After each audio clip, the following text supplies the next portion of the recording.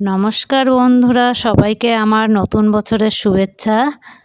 তো আপনারা সবাই কেমন আছেন বন্ধুরা? আজকে আমি চিকেন কারি রান্না করব। তার সবার প্রথমে মাংসটাকে নুন হলুদ মেখে নিলাম। এবার কড়াইতে কিছুটা তেল দিয়ে জিরে তেজপাতা ফোড়নে দিয়ে আলুগুলি ভেজে নিলাম।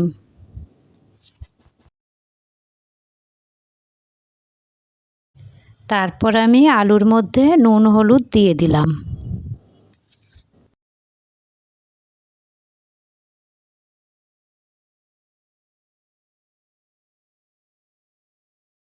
এবার আলুগুলি ভাজা ভাজা হয়ে গেছে, আমি নামিয়ে নিলাম।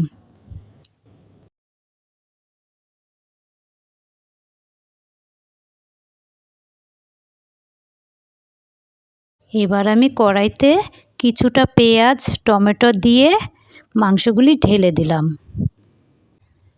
তারপর আমি মাংসতে লঙ্কার গুঁড়ো, আদা রসুন বাটা এবং কিছুটা কাঁচা লঙ্কা বাটা দিয়ে দিলাম। তারপর ভেজে রাখা আলুগুলি আমি মাংসর মধ্যে দিয়ে নেড়েচেড়ে নিলাম।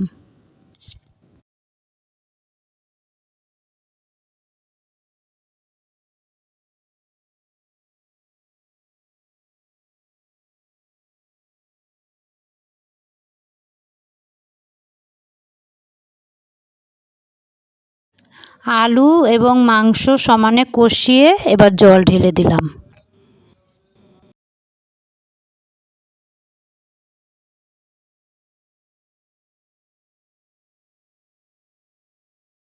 মাংস ফুটে উঠেছে, এবার আমি গরম মশলা দিয়ে নামিয়ে নিলাম।